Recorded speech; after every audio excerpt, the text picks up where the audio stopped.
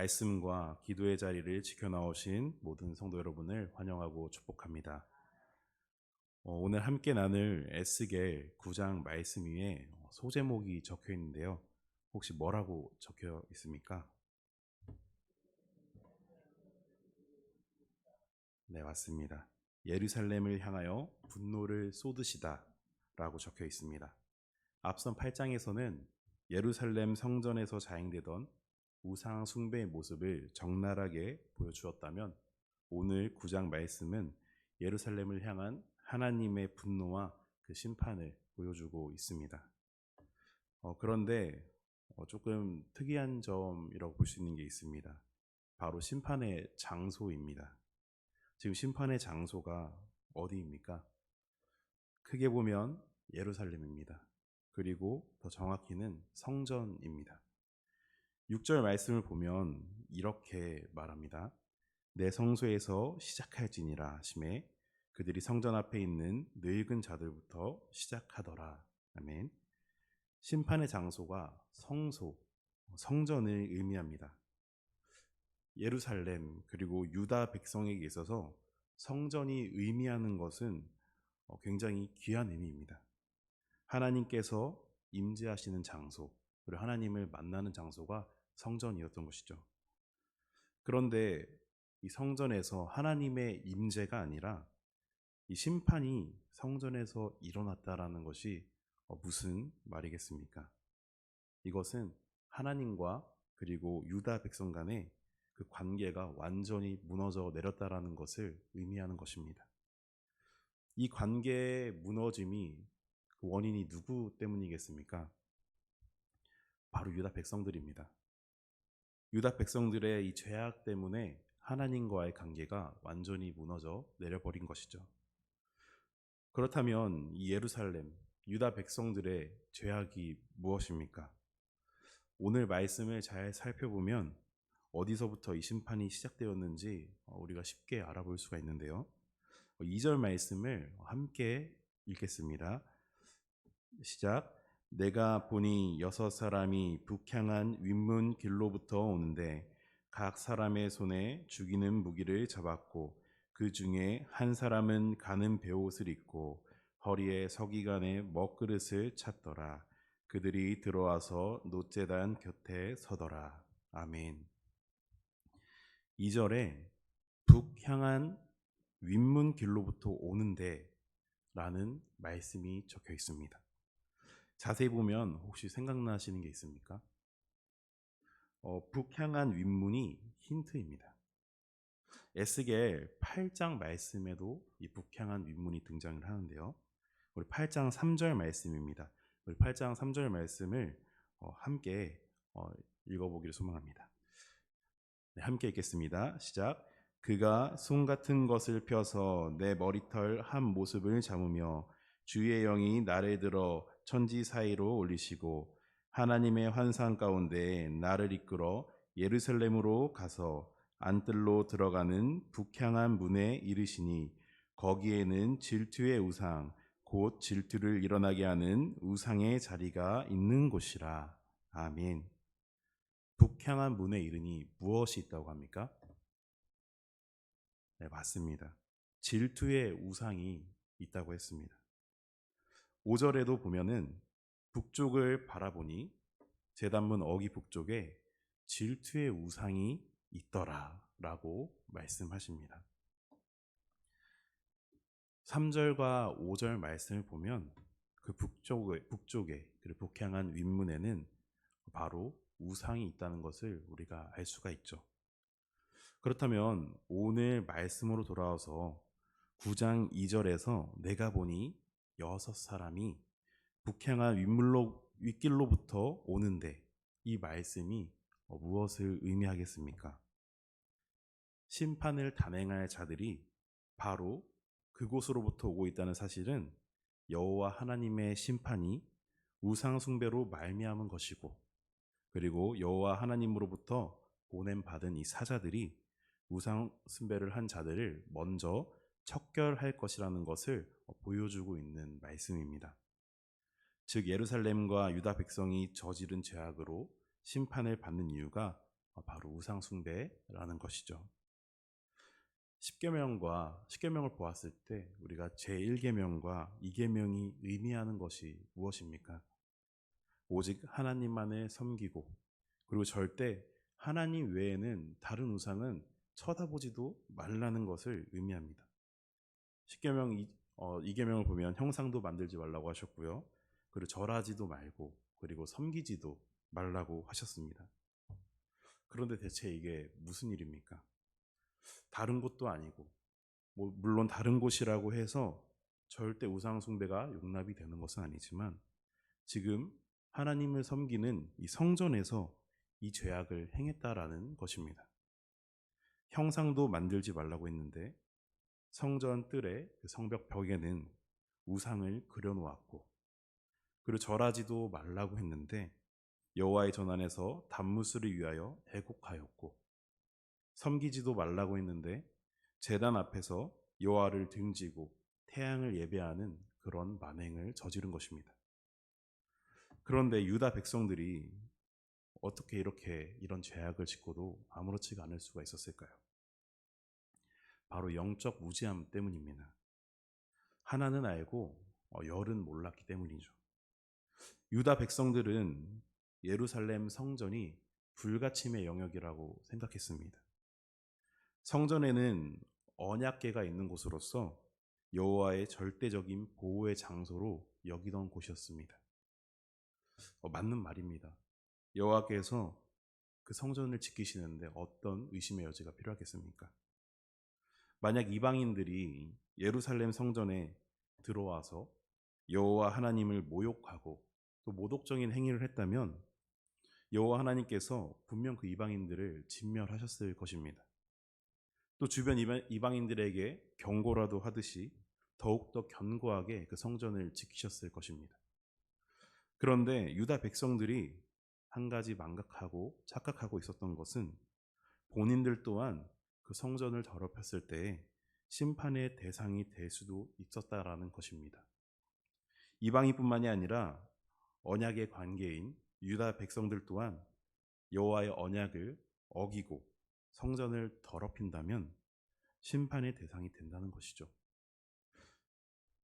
이들을 향한 하나님의 분노가 얼마나 깊으셨는지 7절 말씀과 10절 말씀을 통해서 우리가 알 수 있습니다. 7절 말씀을 함께 읽도록 하겠습니다. 시작.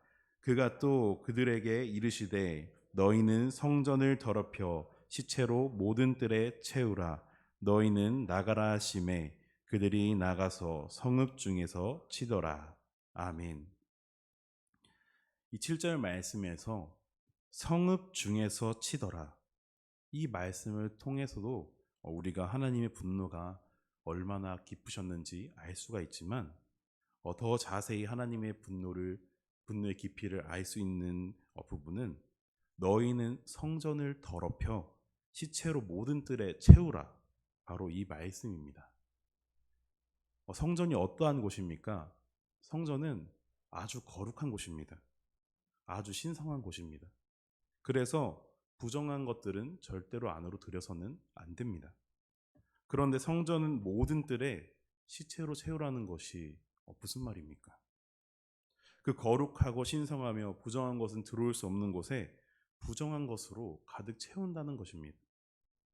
레위기 21장 11절을 보면 어떠한 시체든지 가까이 하지 말고 그 부모도 그 시체를 만져서 몸을 더럽히지 말라고 하셨습니다. 그만큼 구약에서 시체가 의미하는 것은 아주 부정한 것입니다.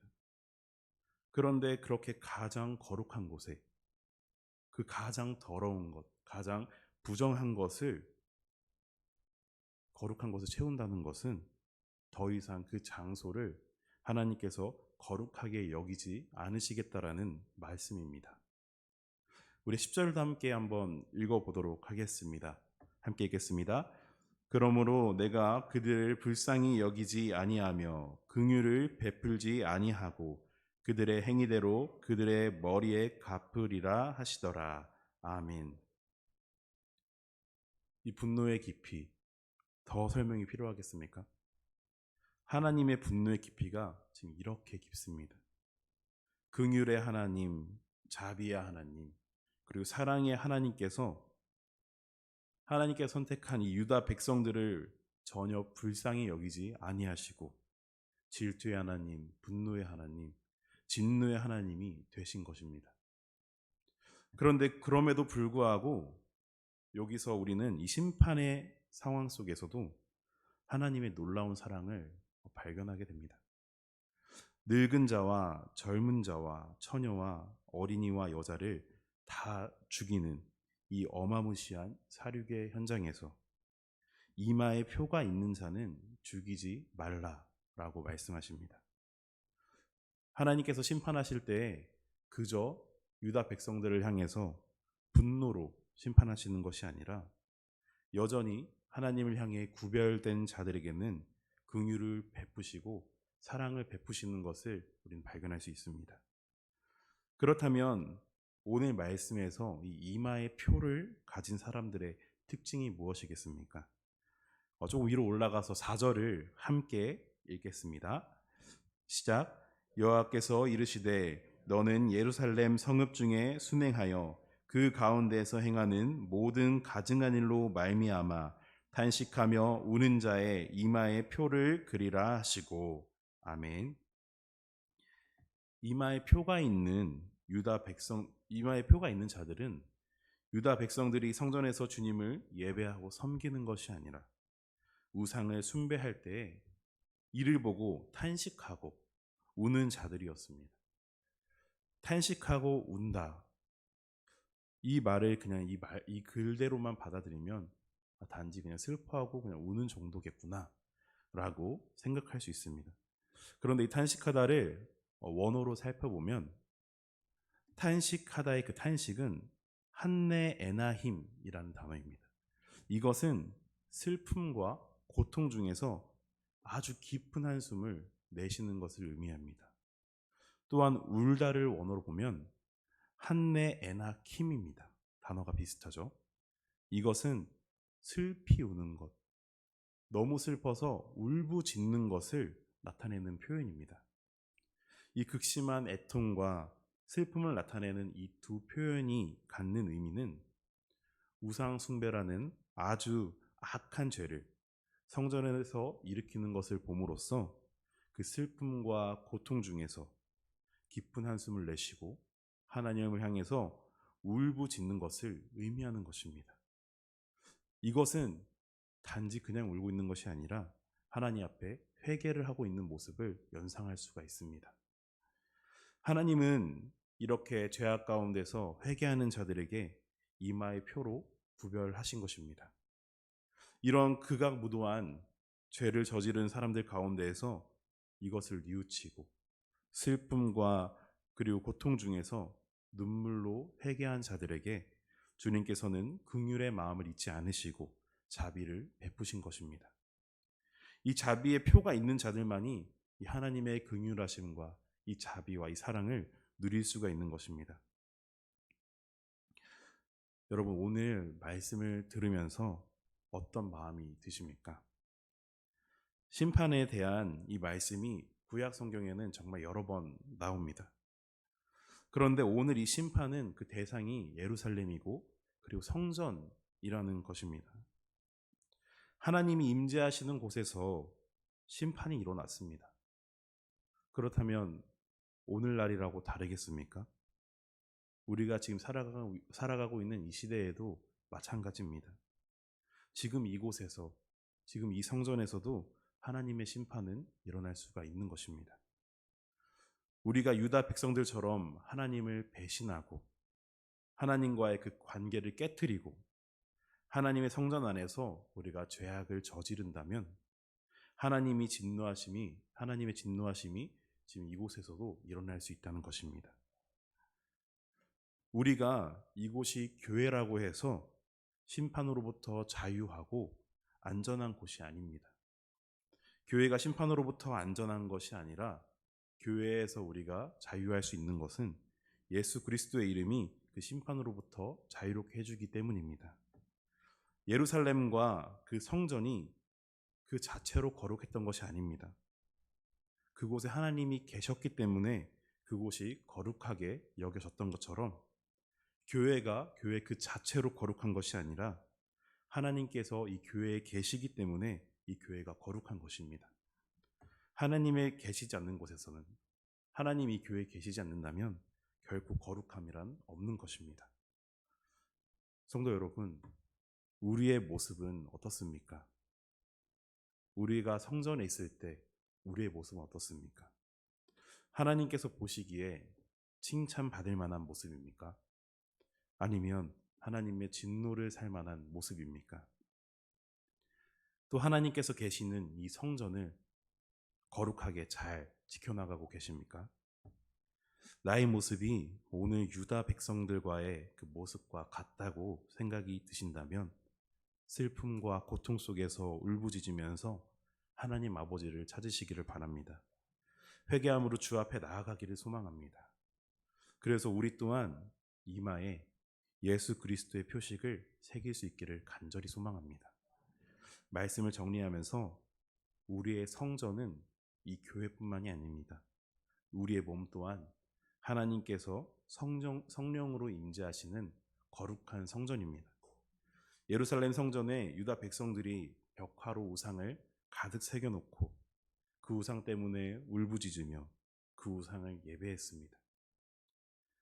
지금 여기 계신 이 성전에 우리가 우상을 새기지 않고 그 우상을 예배하지 않고 있더라도 절대 안심하지 마시고 하나님께서 임재하시는 내 마음속의 성전에 하나님을 주인으로 모시지 않고 다른 우상들을 새기고 있는 것은 아닌지, 그리고 그것 때문에 내가 눈물을 흘리고 있는 것은 아닌지, 혹은 또 그 우상을 나도 모르게 하나님보다 먼저 하고 예배하고 있던 것은 아닌지 이 시간 정밀히 점검해 보시기를 바랍니다.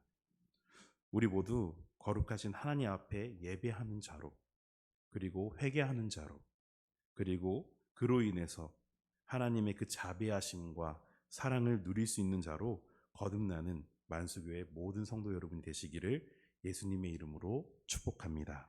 아멘.